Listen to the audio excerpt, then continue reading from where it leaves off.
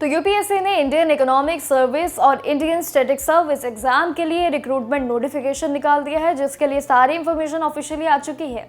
देखिए, जिससे सरकारी नौकरी की तैयारी कर रहे उम्मीदवारों के लिए अब रास्ते खुल चुके हैं।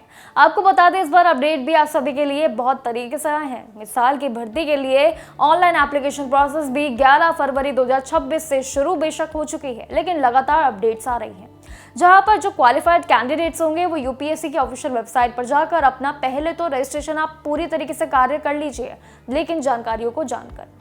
अगर आप भी इन सभी प्रेस्टिजियस पोस्ट को देखना चाहते हैं, देश की सेवा करना चाहते हैं, तो मौका यूपीएससी एग्जाम के तुरंत बाद एक और नोटिफिकेशन लिया है।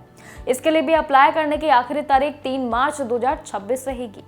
आखिरी वक्त की बात करें तो उस भीड़ से बचने के लिए भी अगर आप जल्द से जल्द अप्लाई करें तो आपके लिए ही अच्छा रहेगा। लेकिन बात करें कि आखिर यूपीएससी के इस नए नोटिफिकेशन में क्या है और आप सभी के लिए क्या क्या मौके हैं, चलिए उस पर भी नजर डालते हैं। देखिए, यूपीएससी ने इस साल आईएएस और आईएसएस दोनों के लिए टोटल 44 पोस्ट निकाली है, जिसमें रिक्रूटमेंट भी आ चुकी है और जिसमें इंडियन इकोनॉमिक सर्विस के लिए 16 सीट्स रखी गई हैं। वहीं दूसरी पोस्ट इंडियन स्टैटिक सर्विस के लिए भी यानी कि आईएसएस के लिए 28 सीट्स अलग से रिजर्व रखी गई है, यानी कि दोनों की अलग अलग सीट्स।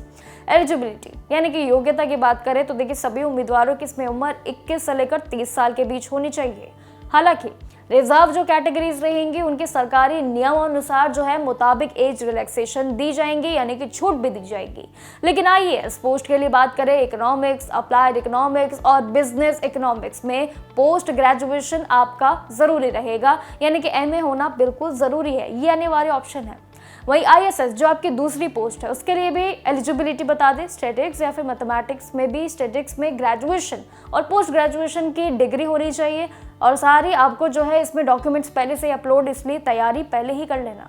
सिलेक्शन प्रोसेस के लिए थोड़ा सा टफ इस बार रखा गया है, क्योंकि सभी उम्मीदवारों को पहले एक तो उसमें 1000 मार्क्स की रिटन एग्जाम क्लियर करनी होगी, जी हाँ 1000 मार्क्स की। उसके बाद 200 मार्क्स का इंटरव्यू राउंड उनका होगा। और अगर आपने अप्लाई करना चाहते हैं इस पूरी अपने मनपसंद जो है पोस्ट के अनुसार, तो देखिए upsc.gov.in की ऑफिशियल वेबसाइट पर जाइए।